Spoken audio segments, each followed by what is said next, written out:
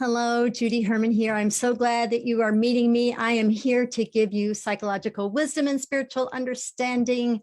I am the author of Beyond Messy Relationships, and I'm also a psychotherapist and a speaker. But I want to share with you today how tiny habits can get you beyond messy relationships. I love reading books, and I'm going to direct you to a book that I have recently read that kind of busts through a lot of some of the common things that we've been told about establishing habits.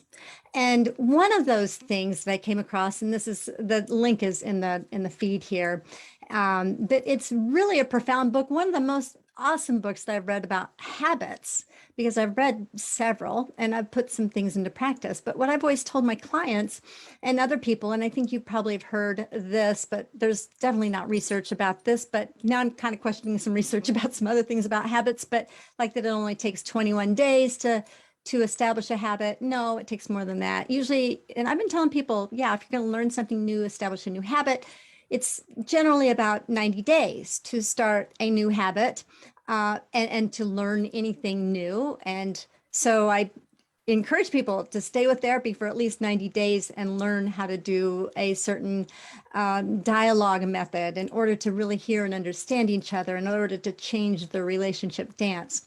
Well, according to this book, which just makes so much sense about the tiny habits, is that the habits that we stick with are the ones that we feel good about.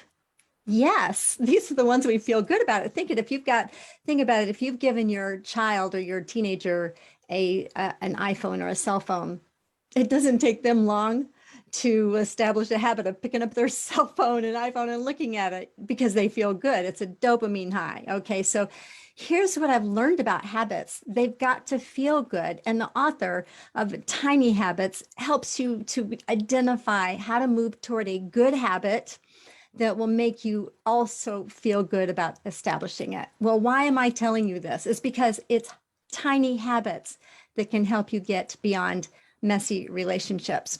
One of the examples that this author used, it really struck me. I thought, man, this is so profound, because so many people are in a very difficult, perhaps very messy relationship. Maybe they're dealing with their ex-spouse and maybe they're feeling good and they feel good. I'm going to use this little balloon as an example here, but they just maybe, surround themselves with, feeling good, and they feel fairly healthy. But when they get on the phone or have any kind of communications, it's like, it just kind of like, it deflates you. But what this author said was he used a case study, a case example of someone that he worked with. And this woman, every time she got on the phone with her ex-husband, she felt so deflated. And what she did, she established a tiny habit that every time she received that from him, that she made a decision to do some kind of a self-care activity for herself.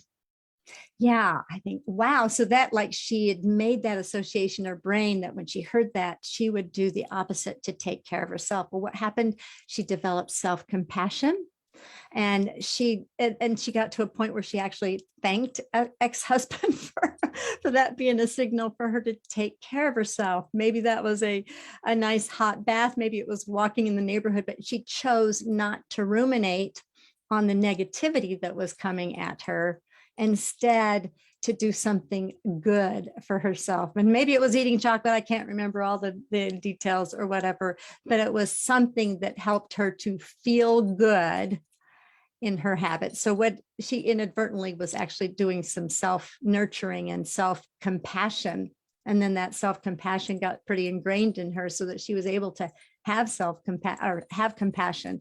And then that changed that relationship dance between her and ex-husband. I call them relationship dances because actually that's what they are, the relationship patterns. So yeah, you don't want to beat yourself up by ruminating what ex-husband or whoever that difficult person is in your life. And instead, you want to have some self-compassion. But that's what I got from Tiny Habits. I put the link in the feed here, so you can go right to my resource page and order it if you'd like, or read it. I usually listen to books, then I buy the hard copies later, and then I mark them up, and they've really made an impact. But also, here's something else you can do. You can go to the Hot Sizzling, or it's a Sizzling Hot Marriage Summit. It's September the 3rd and the 4th. I'm going to be one of the 21 speakers. And I had my friend Joe Folletti on last week, and he's the one that is organized. It is also a marriage and family therapist, but it's free, and I would love to invite you. So click on that link, because you're going to hear from other marriage experts.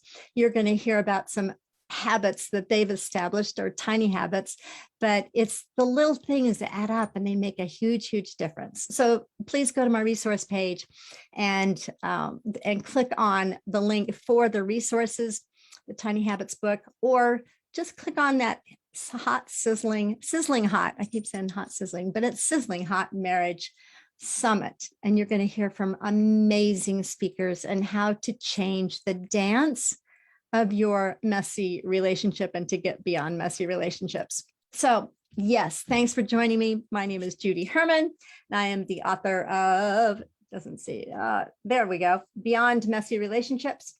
And yes, I'd love for you to grab a copy if you've not read it already. And yes, take care of you, because you're so valuable and you are so worthy of establishing some tiny habits to get you beyond messy relationships. Thanks so much for joining me. Bye-bye.